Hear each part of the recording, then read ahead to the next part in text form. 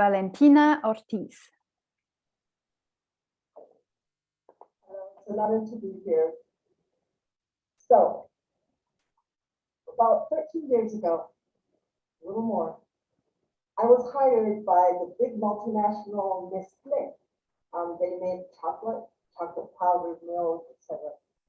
And they sent me and another storyteller to the state of Tabasco in Mexico. And what has happened is that there was a major flood in the state of Tabasco, and the huge river, because the humans opened the dam, and the river overflooded and took hundreds of people's houses and their means of working. So the people are now in refugee camps, and these refugee camps are run by the military, by the Navy people. So it's exactly the week of Christmas, and we go from camp to camp telling Christmas stories. There was one particular camp that really struck my mind and my heart. We arrived, it was a sports center, a sport facility, just like the others. And in the baseball field were the tents. The military tents made out of cloth, this dark green cloth.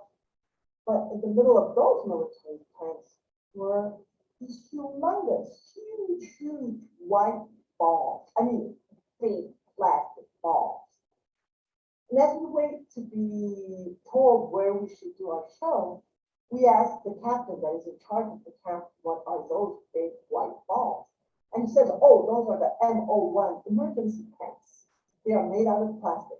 We blow them up, we inflate them, and then we can fit 200 people in each one so they can speak safely. Okay, that's good information. We are sent to the tennis court and we gave our Christmas show. And after the show, we would do a little activity. We would put up tables and people, adults and children, would draw Christmas cards. And we would give them a little box, a tiny box of crayons, which was given to us by Nestle, of course. And as we are finishing the activity, I suddenly feel somebody pulling on my trousers. I look down and I see the most beautiful little boy. He had these huge eyes. He must have been 6 at the most. And he looks at me and asks my name. I answer. And then, in a very serious way, he says, where are you from? And I answer, I come from Mexico City.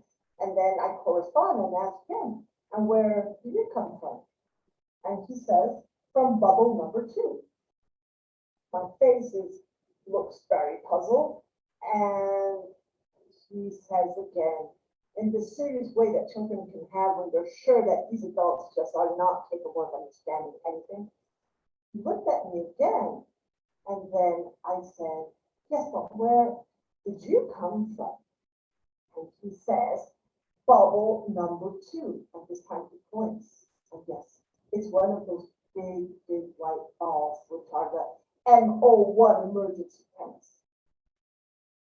He smiles at me and runs away, back into the ocean of tents. And I go back to the activity, but from the corner of my eye, I watch him, and I see his torn little shorts running with him. And he has these huge adult-sized flip-flops, old plastic flip-flops on his feet, but he can run. We go to other camps, and for some reason, on the very day of Christmas, we are sent back to that particular camp. We arrive, and we're told we have to be quick about the stories because there's a special food event after us, and we have to be out of the camp so they can put out the food. They send us to the tennis court, we do our thing, and we are picking up as fast as possible when suddenly I am pulled on my trouser again. I look down, and it's my bubble boy. And he is very serious. He gives me an order. He says, wait for me. I accept. He runs back to the tents, and I continue picking up. And then again, he pulls on my trousers. I look down in another order. He says, we are going to draw. But for some reason, I obey. I sit down right there on the ground of that tennis court, on that red gravel.